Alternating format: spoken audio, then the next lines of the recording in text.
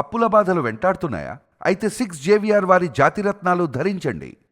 Right, break news చూస్తున్నాం మనం TV screen పై. పూణేకి చెందిన 26 ఏళ్ల కేతన్ అగర్వాల్ ఒక పెద్ద రియల్ ఎస్టేట్ బిజినెస్ మ్యాన్. జీవితంలో ఎంతో ఉన్నత స్థానంలో ఉన్న కేతన్కు ఇటీవలే ఒక అమ్మాయితో పెళ్లి నిశ్చయమైంది. సో ఇరు కుటుంబాలు ఎంతో సంతోషంగా నవంబర్లో ఉదయ్పూర్లోని ఒక లగ్జరీ ప్యాలెస్లో గ్రాండ్గా పెళ్లి చేయడానికి ఏర్పాట్లు కూడా చేసుకుంటున్నారు. అందరూ పెళ్లి హడావుల్లో చాలా బిజీగా ఉన్నారు కూడా ఒక రకంగా చెప్పాలంటే. ఇక్కడ ట్విస్ట్ ఏంటంటే జూన్ 19న కాబోయే భార్య పుట్టినరోజును చాలా గ్రాండ్గా సెలబ్రేట్ చేసుకుందాం అనుకున్నాడు ఏదో అప్కమింగ్ వాళ్ళ ఫియాన్సీ కేతన్. సో జూన్ 18న తన కాబోయే భార్యను కొందరు ఫ్రెండ్స్ని తీసుకొని చారిత్రక లోహగఢ్ కోటకు వెళ్ళాడు. అక్కడే సీన్ రివర్స్ అయింది. కోట పైనుంచి దాదాపుగా 400 అడుగుల లోతు లోయలో పడి కేతన్ అక్కడికక్కడే మృతి చెందాడు. కేతన్ చనిపోగానే కాబోయే భార్య పోలీసుల ముందు ఒక కట్టుగా తల్లింది. మేమంతా ట్రెక్కింగ్కి వచ్చాం, కేతన్ నన్ను ఫోటోలు తీస్తున్నాడు. ఆ సమయంలో ఒక్కసారిగా పెద్ద గాలి వీచడంతో బ్యాలెన్స్ తప్పి లోయలో పడిపోయాడంటూ ఏడ్చింది. మొదట పోలీసులు కూడా దీన్ని ప్రమాదంగానే భావించారు. కానీ సీన్ కట్ చేస్తే విచారణ సమయంలో ఆ యువతి ప్రవర్తనపై పోలీసులకు గట్టి అనుమానం వచ్చింది. ఆమె మాటల్లో పొంతన లేకపోవడంతో పోలీసులు తమదైన శైలిలో నిలదీశారు. అంతే, అసలు నిజం కక్కేసింది. అది ప్రమాదం కాదు, పక్కా ప్లాన్ ప్రకారం చేసిన హత్య అని. సో తన ప్రియుడితో కలిసి జీవించడానికే కాబోయే భార్య ఈ ఘాతకాన్ని కొడిగట్టింది. ప్రియుడితో కలిసి కేతన్ను కొండపై నుంచి నెట్టేసి చంపేసినట్లు కూడా పోలీసులు నిర్ధారించారు.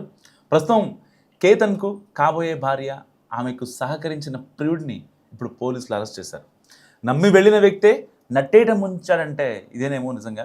సో పెళ్లి పీటలు ఎక్కాల్సిన వరుణ్ణి కాబోయే వధువే కాటికి పంపిన ఈ ఘటన ఇప్పుడు పూణేలో తీవ్ర కలకలం రేపుతోంది. గత వారం రోజులుగా నిజంగా ఈ ఘటనపై దేశవ్యాప్తంగా ఒక రకమైన చర్చ జరుగుతుంది. ఎందుకంటే ఒక మనోడేమో ఒక పెద్ద బిజినెస్ మ్యాగ్నెట్, రియల్టర్ రంగంలో తనదైన శైలిలో ముందుకెళ్తున్నాడు. ఒక యువ బిజినెస్ మ్యాగ్నెట్ అని చెప్పుకోవాలి. సో ఆల్రెడీ ఇంట్లో వాళ్ళంతా పెళ్లి సంబంధాలు చూశారు, చాలా చూశారు ఇప్పటిదాకా. సో ఒక పర్ఫెక్ట్ మ్యాచ్ కోసం వాళ్ళు ఎంతగానో వెయిట్ చేశారు. కట్ చేస్తే ఈ అమ్మాయి దొరికింది. కానీ వాళ్ళు ఎక్స్పెక్ట్ చేయలేదు ఆ అమ్మాయి త్రూగానే ఈ అబ్బాయికి గండం ఉంటుందని. సో అప్పటికే ఆల్రెడీ ఒకసారి తను అటెంప్ట్ ప్లాన్ చేసింది తన మీద, మర్డర్ ప్లాన్. సో అది ఆ ప్లాన్ ప్రకారం ఎంత స్ట్రాటజికల్గా వెళ్ళినా కానీ అది ఇంప్లిమెంటేషన్లో కొంచెం లోపం రావడం వల్ల అప్పుడు చనిపోలేదు. యాక్చువల్గా ఈ రియాల్టర్ చనిపోయింది జూన్ 18న. కానీ జూన్ 14నే ఒకసారి మర్డర్ అటెంప్ట్ చేసే ప్లాన్ వేసింది. కానీ అది వర్కౌట్ అవ్వకపోవడంతో యాక్చువల్గా వీళ్ళు బాలి వెళ్ళాలట. సో అక్కడికి వెళ్ళి ఈ యొక్క సెలబ్రేషన్స్ కానీ లేకపోతే ఇలాంటివి చేసుకుందాం అనుకున్నారు. ఎయిర్పోర్ట్ నుంచి వెనక్కి వచ్చేసారు అనమాట. యాక్చువల్గా ఏదైతే కొత్తగా పెళ్లి చేసుకున్న ఈ అమ్మాయి ఉందో ఆ అమ్మాయి పాస్పోర్ట్ దాచేయడంతో సో చెక్ ఇన్ దగ్గర వెళ్ళడానికి కుదరలేదు. సో వెంటనే వీళ్ళు బ్యాక్ వచ్చేసారు. ఈ యొక్క లోహగఢ్కి వెళ్ళారు. లోహగఢ్కి వెళ్తారు, ట్రెక్కింగ్ చేశారు, అంతా బాగానే ఉంది. ఆ తర్వాత ఈ అమ్మాయి ఇదే సమయం అనుకుంది, ఈ టైం కనుక మించిపోతే ఇంకొక టైం రాదు అని అనుకుంది. సో వెంటనే అక్కడ ఫోటోలు తీస్తున్నాడు అన్యం పుణ్యం ఎరిగని ఈ రియాల్టర్. సో ఫోటోలు తీసే క్రమంలో ఒక్కసారిగా గాలి వచ్చిందని చెప్పి పోలీసులు చెప్పింది. కానీ వాస్తవానికి ఏంటంటే నెట్టేసింది ఆ అమ్మాయి. వీళ్ళు ఆ అమ్మాయి చెప్పిన మాటల్లో, ఆ సమాధానాల్లో ఏమాత్రం పొంతన కనిపించకపోవడంతో పోలీసులకు కాస్త అనుమానం వచ్చింది. తమదైన శైలిలో విచారణ చేసిన తర్వాత అయితే ఆ రియాల్టర్ వాళ్ళ డాడీ కంప్లైంట్ ఇచ్చిన తర్వాత కొన్ని టెక్నికల్ ఎవిడెన్సెస్ వీళ్ళు కలెక్ట్ చేశారు. అండ్ దాని తర్వాత ఎవిడెన్సెస్ కన్నా ఎమోషన్స్ ముఖ్యం కదా. సో ఆ కోణంలోనే ఆ అమ్మాయిని విచారించిన తర్వాత ఆ అమ్మాయి చెప్పే విధానంలో కాస్త తేడా అనిపించింది. అండ్ దాని తర్వాత తన కాల్స్ని కూడా పోలీసులు పరిశీలించారు. సో ఇమీడియట్గా సిడిఆర్ తెప్పించారు. ఆ సిడిఆర్లో నమ్మలేని నిజాలని బయటపెట్టారు పోలీసులు. ఆల్రెడీ తన బాయ్ ఫ్రెండ్ చేతన్ చౌదరితో ఈ అమ్మాయి ఎప్పటి నుంచో రిలేషన్లో ఉంది. సో వీళ్ళిద్దరూ పెళ్లి చేసుకుందాం అనుకుంటున్నారు. సో ఆల్రెడీ ఏదైతే నిశ్చితార్థం జరిగిందో ఆ నిశ్చితార్థాన్ని కూడా క్యాన్సిల్ చేయొచ్చు అనే ఒక ఆప్షన్ కూడా వీళ్ళిద్దరి మధ్య ఉంది. నిజంగా అంటే ఏదో ఒక 10th క్లాస్ చదువుకోనో లేకపోతే 7th క్లాస్ చదువుకోనో డిస్కంటిన్యూ అయిన ఆడపిల్ల అయితే కాదు కదా. సో డిగ్రీ చదివింది, అబ్రాడ్లో కూడా మాస్టర్స్ చేసింది. సో అలాంటి అమ్మాయి ఇంత క్రూయల్గా బిహేవ్ చేయడం ఏంటనే దానిపై ఇప్పుడు చాలా మందిలో ప్రశ్నలు లేవనెత్తున్నాయి. అసలు చదువుకున్న అమ్మాయిలు సేఫా కాదా? డిగ్రీలు మాస్టర్లు ఉన్న అమ్మాయి, బయటికి వెళ్ళి వచ్చిన అమ్మాయి, అలాంటి అమ్మాయిని పెళ్లి చేసుకోవచ్చా లేదా అనే డౌట్స్ కూడా ఇప్పుడు పెళ్లి కాని ప్రసాదుల్లో వ్యక్తమవుతున్నటువంటి ప్రశ్న.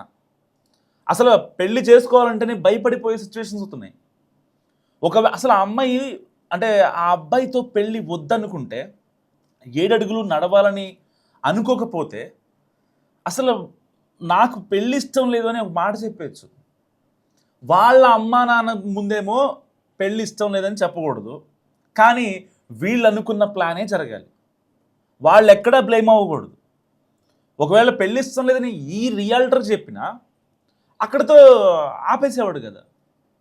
ఇతనికి ఒకళ్ళు కాకపోతే ఇంకొకళ్ళు ఉంటారు. ఆల్రెడీ చూస్తున్నారు, 1 year నుంచి సంబంధాలు చూస్తున్నారు తనకి. ఇది కాకపోతే ఇంకొక పెళ్లి చేసుకుంటారు. అలానే ప్రాణాల మీద తెచ్చుకోరు కదా. సో ఆల్రెడీ వీళ్ళిద్దరూ ఒక 1 year నుంచి రిలేషన్లో ఉన్నారు, అంతా బాగానే ఉంది. వాళ్ళిద్దరూ పెళ్లి చేసుకుందాం అనుకున్నారు. అండ్ వాళ్ళ ఇంటికి కూడా ఒకసారి తీసుకెళ్లే క్రమంలో కూడా ఆ అమ్మాయి మళ్ళీ లేదు, సరిగ్గా నాకు ఇదే టైంలో ఇట్లా నిశ్చితార్థం అయింది, సో ఇప్పుడు వద్దు, నేను ఒక ప్లాన్ చెప్తానని చెప్పి ఆ అమ్మాయి ఇలాంటి క్రైమ్ ప్లాన్ వేసింది. అంటే ఒక రకంగా ఈ ప్రీ వెడ్డింగ్ షూట్స్ అంటారు కదా, ఈ ఒక ప్రీ వెడ్డింగ్ మర్డర్ అనుకోవచ్చు ఒక రకంగా. ఎస్, ఆబ్వియస్లీ అనాల్సిందే, ప్రీ వెడ్డింగ్ మర్డర్. పెళ్ళికి ముందే మర్డర్ కదా. ఆల్రెడీ వాళ్ళ దగ్గర అన్ని ఆప్షన్స్ పెట్టుకొని కూడా కేవలం ఆ అమ్మాయి మైండ్ మొత్తం క్రైమ్ మీదే, వాడిని చంపాలనే ప్లాన్లోనే, లేకపోతే మా అమ్మోళ్ళు నా మీద ఎలాంటి కన్సర్న్ అంటే బ్యాడ్గా ఏం అనుకోకూడదు నా మీద, సో రేపొద్దున నేను ఏం చేసినా సరే మా ఇంట్లో వాళ్ళు వినేలా ఉండాలి అనే భావన మాత్రమే కనిపిస్తుంది తనలో. నిజంగా కనుక తను ఓపెన్గా ఒక మాట చెప్పుంటే అసలు అచ్చట ముచ్చట తీరని వాడు బతికేవాడు కదా. అసలు వీళ్ళకి ఎవరిచ్చారా రైటు? అంటే అసలు సమాజం ఎడిపోతుంది వాస్తవానికి.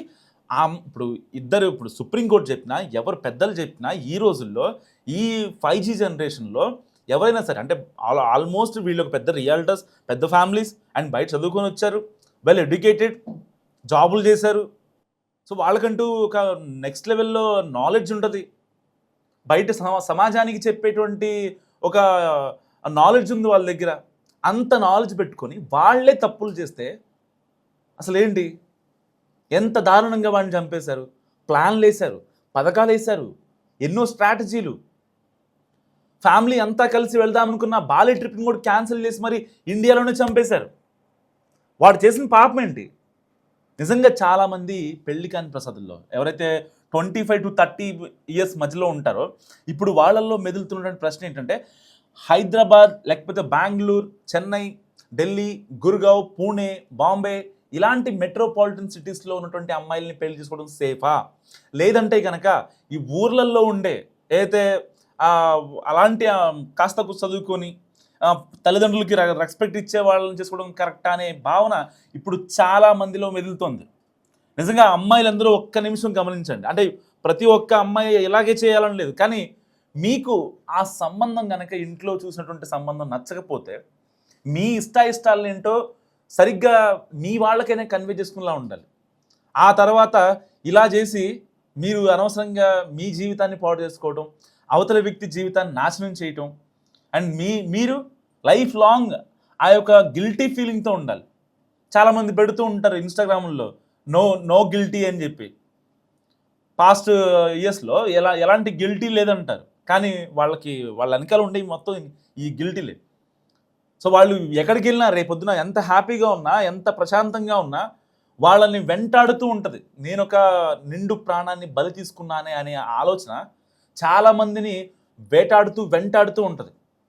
నిజంగా క్షణికావేశంలో చేసే మిస్టేక్స్ ఇలాంటివి చాలా దారుణంగా వెళ్ళిపోతాయి. అంటే ఆ టైంకి అనుకుంటాం మనం ఈ చేస్తే ఎవరికి కూడా హామ్ అవ్వదు, మనం హ్యాపీగా సేఫ్గా బయటకు వచ్చేస్తాం అనుకుంటారు. కానీ మనం ఒకవైపు వేలు చూపిస్తే ఎలాగైతే మనకెళ్ళి 4 వేలు చూపిస్తాయో, అక్కడ జరిగే పని మీరు సేఫ్గా బయట రావడం అయితే, అక్కడ మనం ఎక్స్పెక్ట్ చేయింది దేవుడు రాసేది మాత్రం అది ఎప్పటికైనా పాపం పండుద్ది, మనమే బయటికి వెళ్తాం.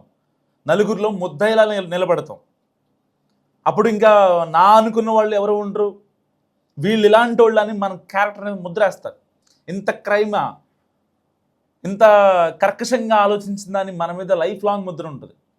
రేపొద్దున వాళ్ళ పిల్లలకి ఇంట్లో ఫ్యామిలీ చిన్న చిన్న ప్రోగ్రామ్స్ కావచ్చు, ఏదైనా ఫంక్షన్స్ కావచ్చు, ఇలాంటి వాటికి కూడా మనల్ని దూరం పెడుతూ ఉంటారు.